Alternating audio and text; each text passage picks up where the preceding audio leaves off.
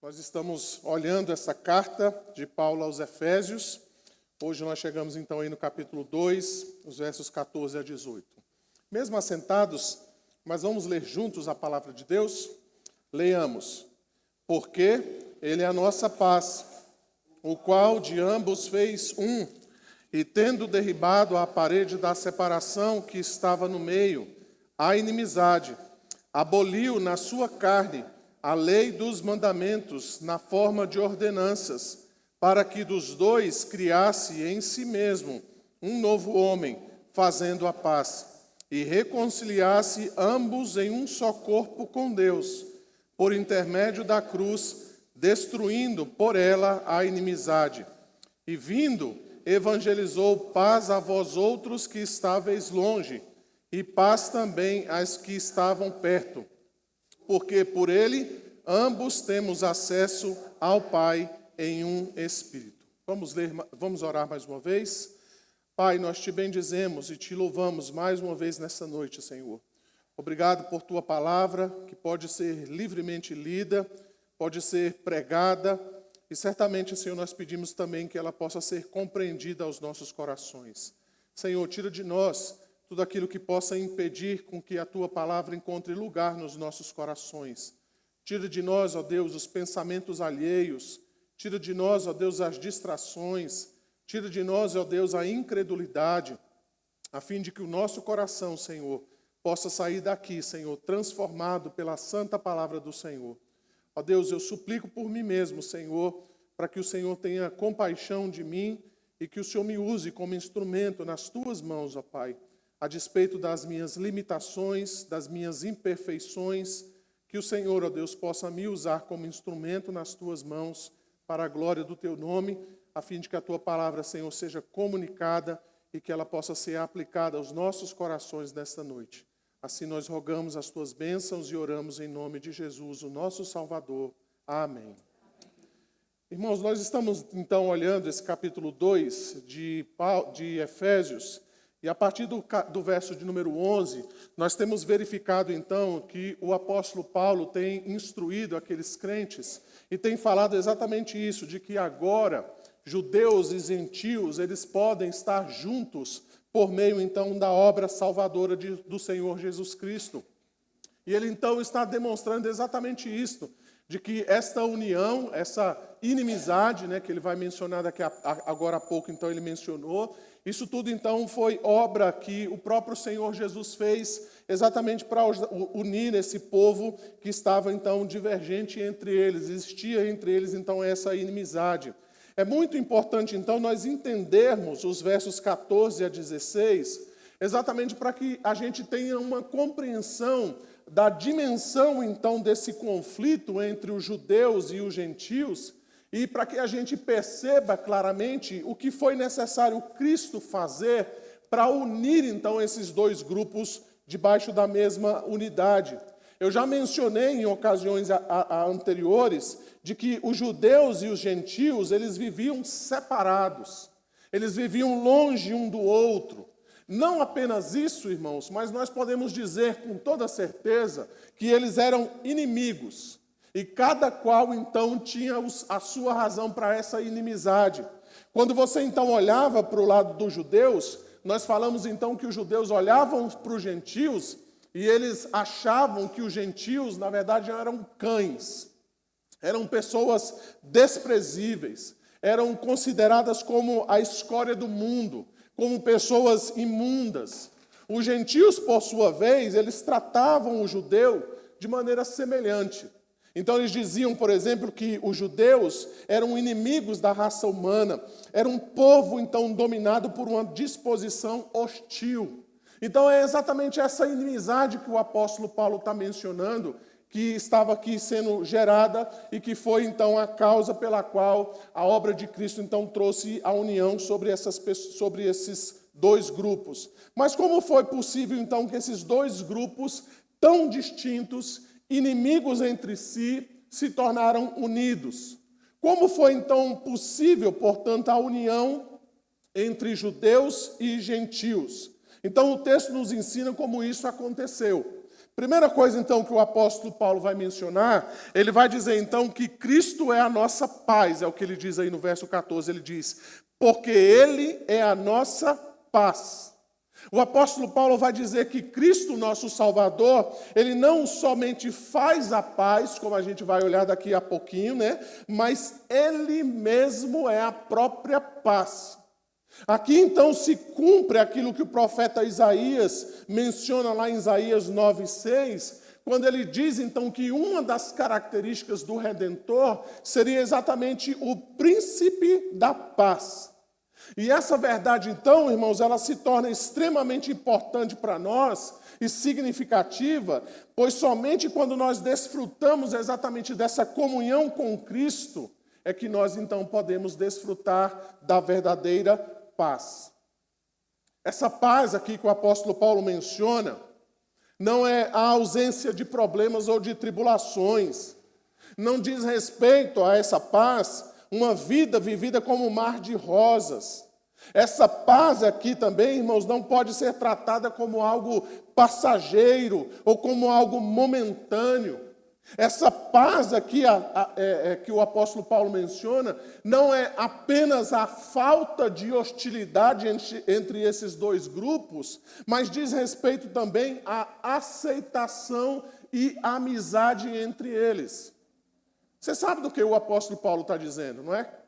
Às vezes nós dizemos assim para as pessoas, né? Eu não tenho nada contra fulano de tal, ou seja, eu não sou hostil a essa pessoa.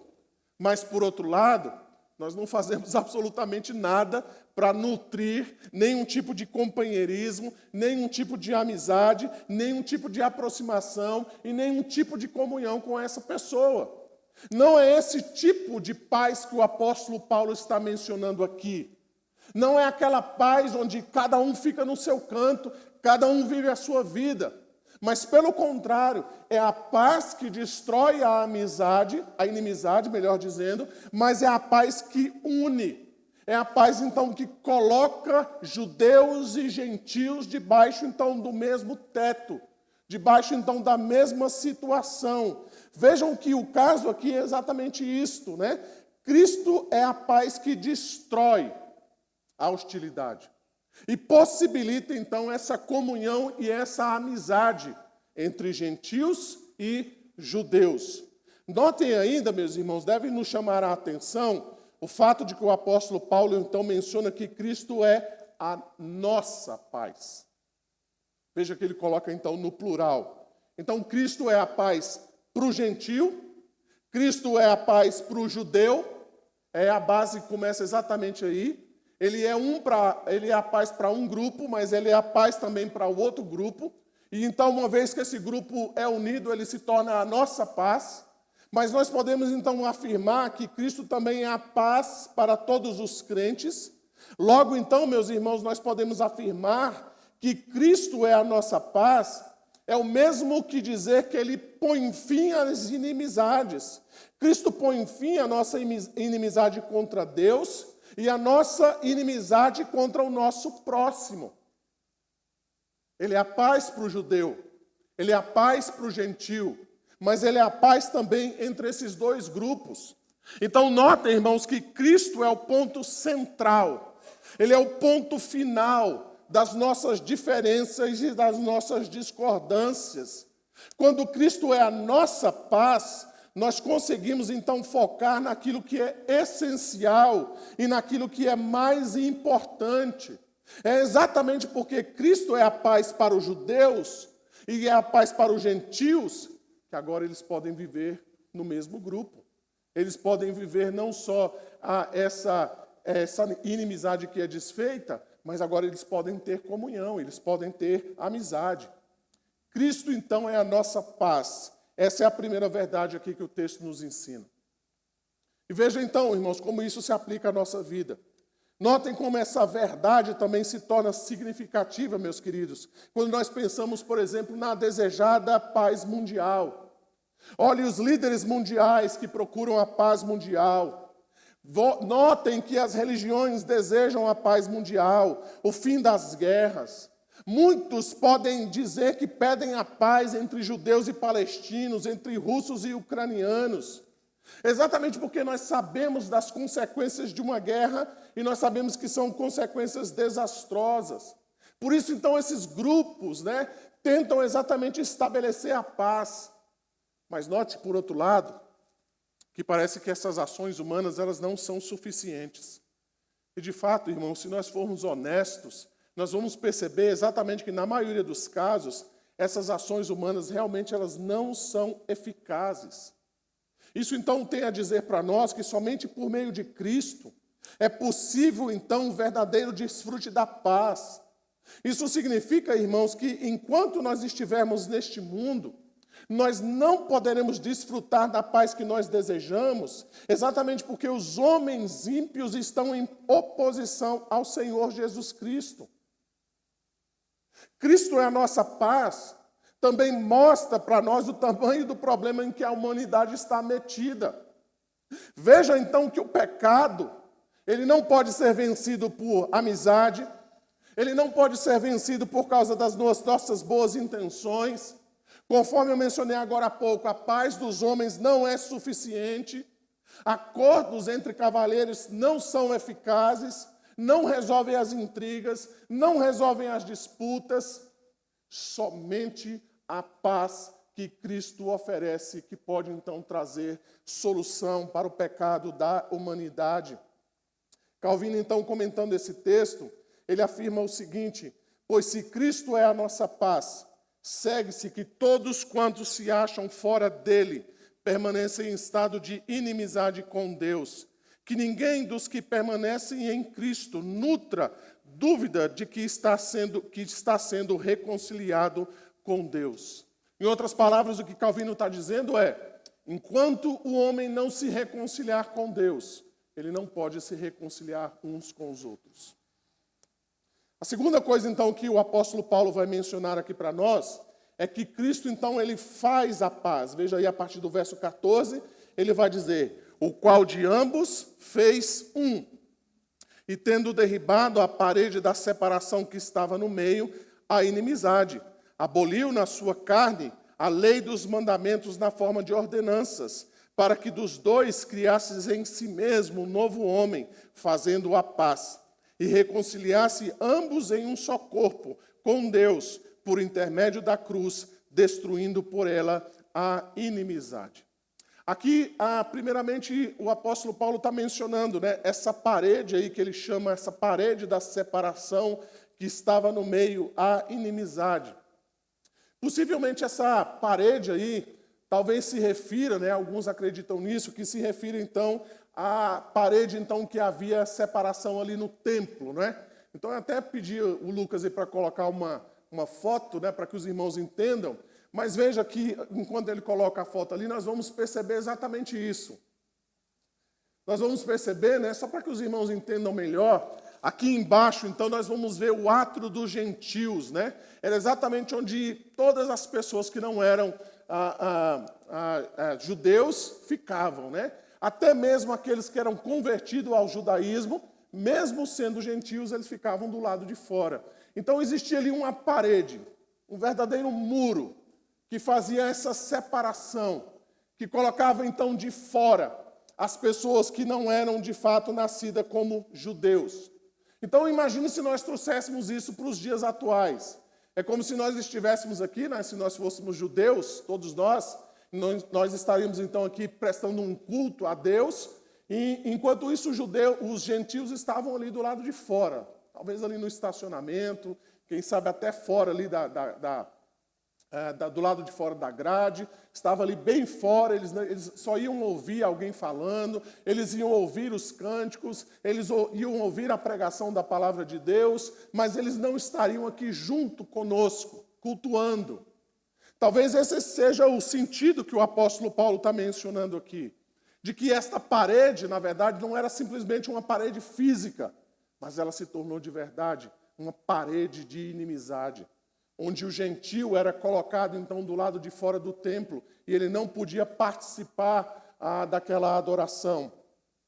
Mas alguns estudiosos, eles entendem que essa inimizade pode ser aquilo que o apóstolo Paulo menciona aqui, como se referindo, então, à lei de Moisés, talvez seja exatamente aquilo que ele menciona aí nos versos 11 e 12, quando o apóstolo Paulo então faz essa menção de que os judeus tinham a promessa, ele tinha então a circuncisão, ele conhecia a vontade de Deus. Embora o problema não fosse a própria lei mosaica, o judeu transformou a lei mosaica então como um problema para que os gentios se aproximassem de Deus. Vocês devem se lembrar muito bem daquilo que aconteceu na igreja primitiva, não é?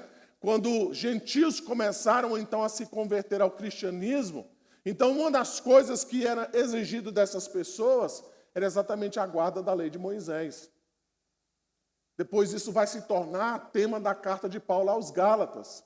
E talvez seja esse, então, o motivo pelo qual o apóstolo Paulo está mencionando aqui a lei dos mandamentos na forma de ordenanças, aí no verso de número 15. Então, em suma, alguns acreditam que a própria lei de Moisés havia se tornado, então, esse empecilho dessa comunhão entre judeus e gentios. Seja o templo, irmãos, seja a lei de Moisés, o ponto, então, é esse. Isso gerou essa inimizade, que Paulo chama aí de parede da separação que estava no meio, a inimizade.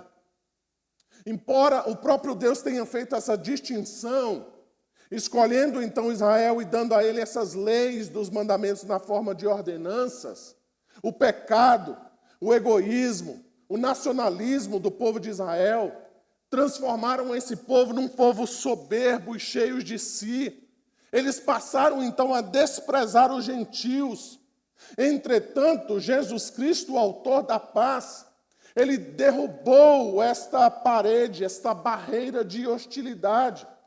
Agora, então, tanto crentes de origem judaica como crentes de origem gentílica, eles podem agora viver nesta unidade, exatamente porque esta parede que existia entre eles foi derrubada pelo Senhor Jesus Cristo. E como isso então foi possível, o apóstolo Paulo vai mencionar aqui no verso 15. Primeiro, Cristo aboliu na sua carne a lei dos mandamentos na forma de ordenanças. Literalmente, Cristo eliminou a lei que fazia essa separação. Embora Cristo não tenha anulado a lei moral, ou a lei de Moisés, embora talvez aqui se refira mais à lei cerimonial, o sentido aqui não é que Cristo aboliu, mas que Cristo tornou a lei inoperante. Em outras palavras, irmãos, gentios, e especialmente os judeus, não podiam mais se gloriar, nem mesmo reivindicar essa separação baseada nas cerimônias e nas distinções da lei mosaica. Não se tratava mais das leis, não se tratava mais das festas, não tinha a ver mais com os alimentos, com os jejuns que faziam a separação entre judeus e gentios. Não era mais a circuncisão, que era talvez o sinal mais característico do judeu. Cristo, então, se torna, ele é o fim da lei para todos os crentes, judeus e gentios. É isso que Paulo vai mencionar lá em Romanos capítulo 10, o verso 14. Porque o fim da lei é Cristo, para a justiça de todo aquele que crê. Além disso, então, nós vamos ver que Cristo destruiu a inimizade na cruz. Veja aí o verso 16, ele vai dizer: e reconciliasse ambos em um só corpo com Deus, por intermédio da cruz, destruindo por ela a inimizade. Então veja que o verso 16 aqui, irmãos, prestem atenção, ele fala de uma reconciliação dupla. Primeiro, judeus e gentios reconciliados com Deus. Segundo, judeus e gentios agora vistos num só corpo, na igreja. Então, de fato, a reconciliação de judeus e gentios com Deus recai, então, aí sobre a primeira parte do versículo.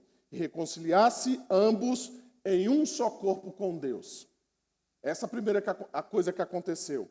Então, veja que esse milagre foi efetuado, ele foi operado pela cruz. A cruz, então, que era escândalo para os gentios, loucura, então, melhor dizendo, né? Escândalo para os judeus, é loucura para os gentios, mas foi por meio da morte da cruz de Cristo que esta maldição, então, foi desfeita. ela literalmente então foi morta. Ela desapareceu no coração dos crentes. Esse é o sentido, por exemplo, irmãos, quando o apóstolo Paulo vai mencionar lá Gálatas 3,13. Ele vai dizer: Cristo nos resgatou da maldição da lei, fazendo-se Ele próprio maldição em nosso lugar, porque está escrito: maldito todo aquele que for pendurado no madeiro. Então notem que o milagre do Calvário foi ainda mais surpreendente, porque por meio deste instrumento da cruz, Jesus então não apenas reconciliou esse grupo de judeus e gentios com Deus, mas também destruiu esta antipatia profundamente arraigada que existia há tanto tempo entre judeus e gentios. É o que está mencionado aí no verso 16. Por intermédio da cruz, destruindo por ela a inimizade. Que inimizade? A inimizade entre judeus e gentios. E por que Cristo fez isso? Paulo vai mencionar. Para que dos dois criasse em si mesmo um novo homem, fazendo a paz. Ele vai dizer no verso 16, e reconciliasse ambos. Ambos quem? Judeus e gentios, em um só corpo com Deus. Vejam então, irmãos, como essa lição ela é básica para todos os tempos. O fim das discórdias, os fins das disputas, os fins então das brigas entre os homens, tem a ver exatamente, primeiramente, com essa reconciliação dos homens com Deus. Eles precisam então se reconciliar com o Senhor. Em outras palavras, meus irmãos, as partes conflitantes precisam se encontrar primeiramente no Calvário, para que elas então possam se reconciliar entre uma e outra. Isso também é verdadeiro no que diz respeito à igreja. Quando há crentes que se distanciam da cruz do Calvário, o que resta então a eles é lutar pelos seus interesses pessoais. Quando eles se afastam então da cruz de Cristo, as suas demandas passam a ser as menores e as mais insignificantes possíveis. Quando nós, como crentes, perdemos a noção da nossa vocação, resta a nós, irmãos, só criticar, rebelar-se e nos tornarmos insubmissos e egoístas. Sendo assim, meus irmãos, somente quando os pecadores estiverem reconciliados com Deus por meio da cruz é que poderão ser verdadeiramente reconciliados entre si. Pense naquele seu amigo que não é crente. Pense naquele casal que você conhece que vive em constante pé de guerra, em constante crise conjugal. Pense naquele jovem sem esperança, naquela moça que sofre com depressão ou ansiedade. Pense naquele marido que não consegue assumir o seu papel. Todos eles, no final das contas, são direcionados à mesma solução. Eles precisam, primeiramente, reconciliar-se com Deus por meio de Jesus Cristo. Isso mostra para nós, irmãos, quanto é importante, então, a tarefa de pregar o Evangelho a todos os homens e rogar para que cada um deles se arrependam dos seus pecados e reconciliem-se com Deus. Em um mundo como o nosso, dilacerado, sem esperança, conflituoso, em um mundo de extremos como o nosso, só há um meio, então, de reconciliação. É o Evangelho do Senhor Jesus Cristo. Ele é a única resposta para intrigas, conflitos na família, pais que não se entendem com os seus filhos, maridos que não se entendem com a sua esposa e por aí vai. O Evangelho, então, é esta resposta que todas essas pessoas precisam. E isso, então, nos conduz à última lição que nós vamos ver aqui nesse texto.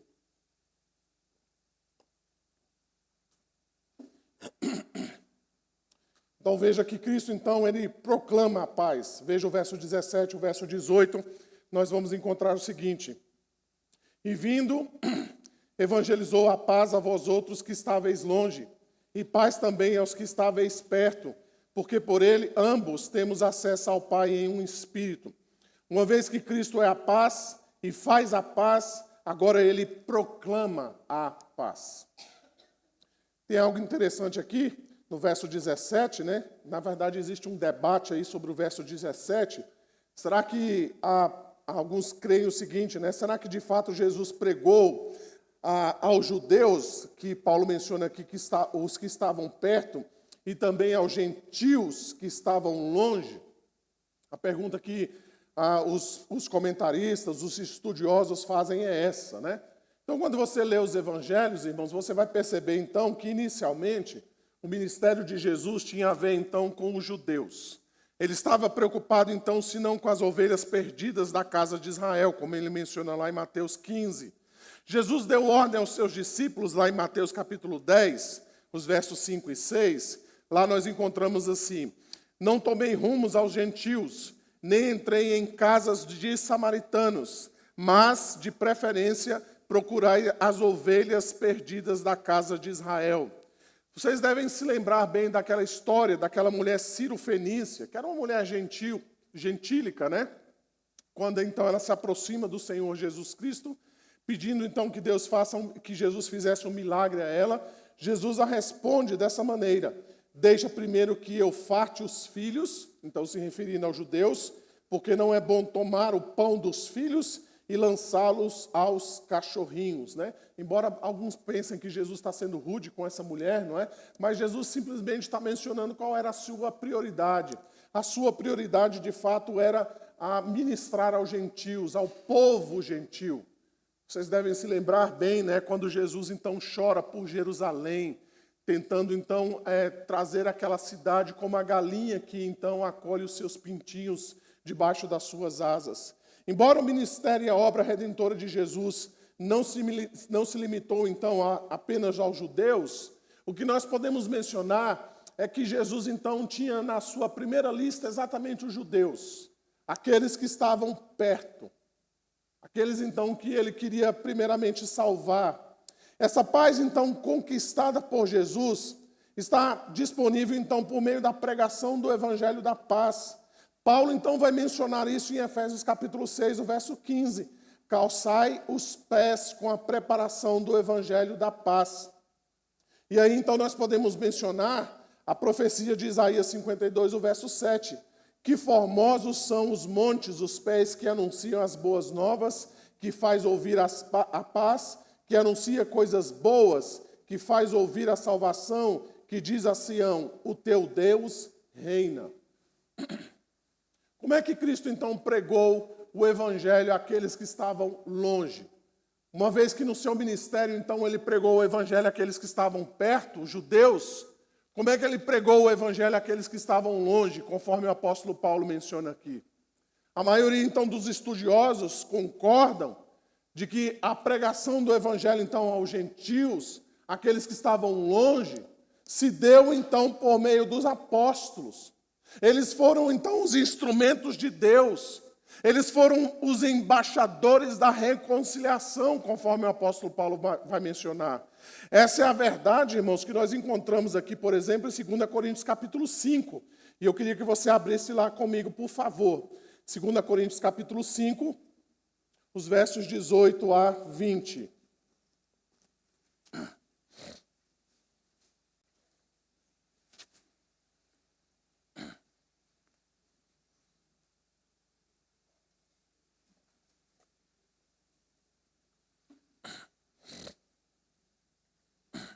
2 Coríntios 5, os versos 18 a 20. Vamos ler todos juntos? Ora, tudo provém de Deus, que nos reconciliou consigo mesmo, por meio de Cristo, e nos deu o ministério da reconciliação, a saber que Deus estava em Cristo, reconciliando consigo o mundo, não imputando aos homens as suas transgressões, e nos confiou a palavra da reconciliação, de sorte que somos embaixadores em nome de Cristo, como se Deus exortasse por nosso intermédio. Em nome de Cristo, pois, rogamos que vos reconcilieis com Deus. Então, note, irmãos, que essa verdade nos revela que os apóstolos e, posteriormente, também a igreja é um instrumento de Deus para levar as boas novas ao Evangelho. Do Evangelho, melhor dizendo. A mensagem, O conteúdo, então, deste evangelho é a mensagem, então, da reconciliação e do arrependimento. A igreja, então, tem este papel de levar o evangelho aos gentios, de levar o evangelho àquelas pessoas que ainda não conhecem o Senhor Jesus Cristo.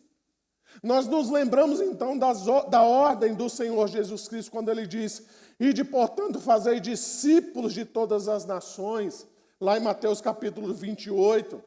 Lá em Atos capítulo 1, ele vai dizer: mas recebereis poder ao descer sobre vós o Espírito Santo, e sereis as minhas testemunhas, tanto em Jerusalém, como em toda a Judéia e Samaria, até os confins da terra. Uma vez, então, que esses homens se arrependam e creiam em Jesus, o caminho ao Pai está livre. E é por meio de Cristo, por meio unicamente de Cristo, ou seja, mediante o derramamento de sangue, como ele diz no verso 13, o sacrifício da sua carne, verso de número 15, a remoção da maldição feita por ele na cruz, o verso 16, é que agora todos têm acesso ao Pai. Isso agora é possível, isso agora é real. E não existe, irmãos, e nunca existiu outro caminho para que nós possamos então ter acesso ao Pai.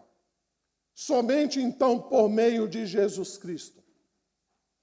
E a conclusão então que nós chegamos, meus irmãos, o resumo então de Efésios 2, os versos 14 a 16, é que Cristo então uniu essas pessoas que pareciam impossíveis de estarem juntas, judeus e gentios. E a partir então desta união, nós podemos afirmar que não há mais privilégios, não há mais preferências, não há pior, não há melhor. O caminho para essa unidade é apenas um: Cristo e a sua obra redentora. A mensagem para ambos é a mesma: o Evangelho da paz. Isso significa que o judeu precisa do Evangelho, mas o gentio também precisa do Evangelho e vice-versa.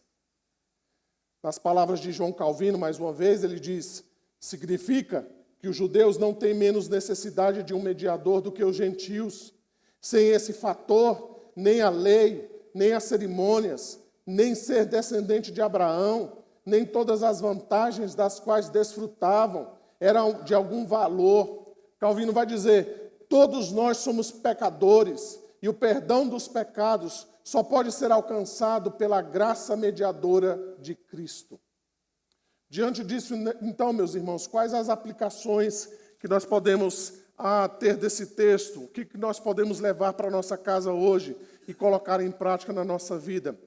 Primeiramente, então, meus irmãos, uma vez que há discórdias no mundo e também na igreja, a primeira coisa, então, que nós precisamos é pregar o evangelho da paz. Somente, então, quando pecadores estiverem reconciliados com Deus por meio da cruz, é que eles poderão entender verdadeiramente que eles precisam também ser reconciliados entre si. Novamente aqui, meus irmãos, nós temos essa verdade tão preciosa de que nós precisamos pregar o evangelho a todos os homens e rogar a cada um deles que, em nome de Cristo, eles se reconciliem com Deus. Novamente, meus irmãos, para um mundo dilacerado pela intranquilidade, pelos atritos, apenas o Evangelho é a resposta. Isso não significa que nós vamos pregar o Evangelho ao gosto do freguês. Isso não quer dizer que nós vamos pregar o Evangelho de maneira desleixada. Isso não significa que nós vamos pregar somente as partes boas, do Evangelho. Isso não quer dizer que nós não vamos confrontar o homem moderno. Isso significa, meus irmãos, que nós vamos chamar esses homens ao arrependimento e para que eles creiam em Jesus Cristo como seu único e suficiente Salvador. Em segundo lugar, eu penso que esse texto nos ensina que Cristo, então, é a única e verdadeira base da nossa unidade. Isso quer dizer, meus irmãos, que a igreja não deve ser um ajuntamento de pessoas que têm as suas preferências e os seus gostos individuais semelhantes. Irmãos, a igreja não é um clube onde eu fico até quando eu me sinto bem ou até quando eu tenho as minhas necessidades atendidas.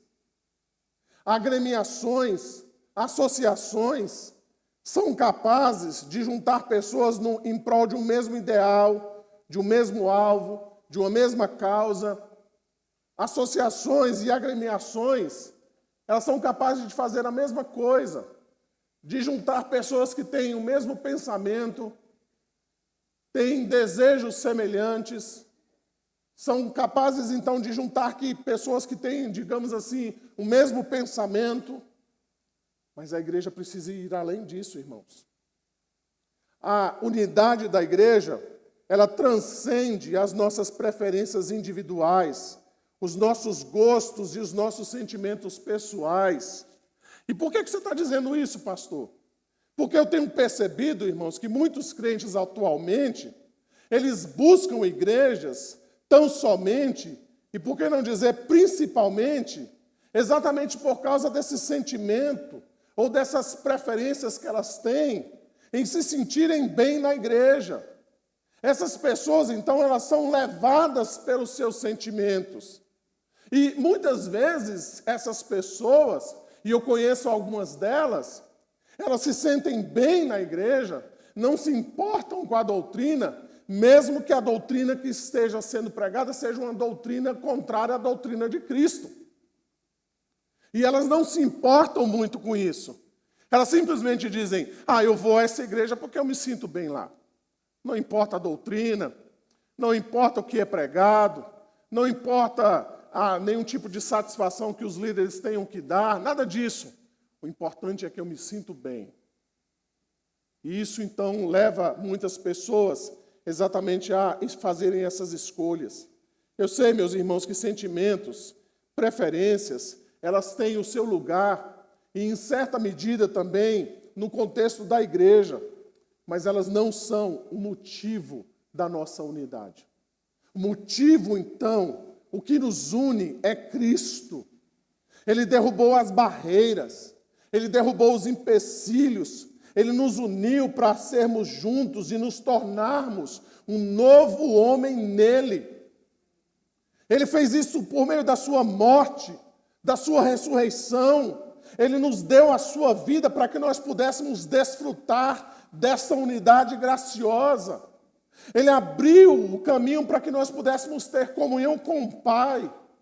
Por sua obra redentora, Cristo nos possibilitou termos comunhão uns com os outros, sem colocarmos à frente disso qualquer outra coisa que possa ser uma barreira.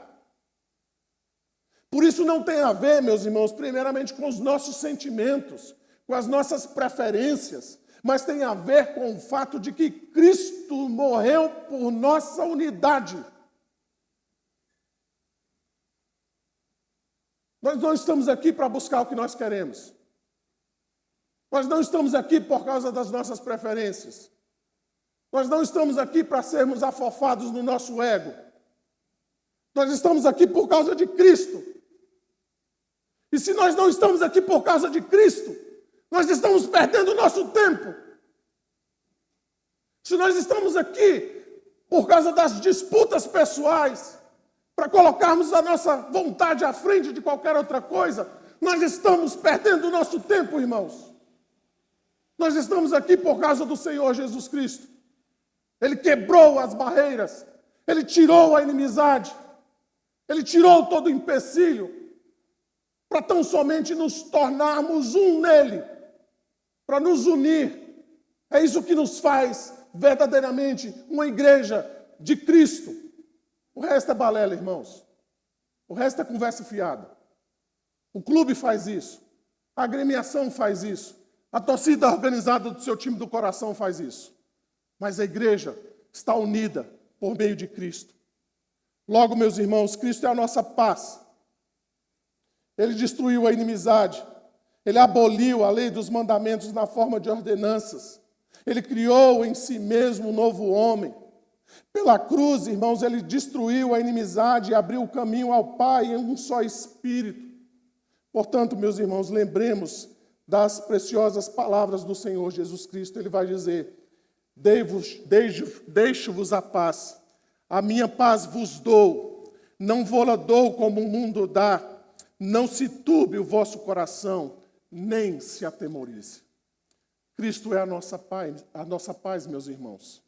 É a nossa paz para nós termos comunhão com Deus, mas Ele também é a nossa paz para nós termos comunhão uns com os outros, para a glória do nome dEle. Vamos orar nesse instante. Eu quero convidar você a se colocar de pé. Nós vamos ter uma palavra de oração.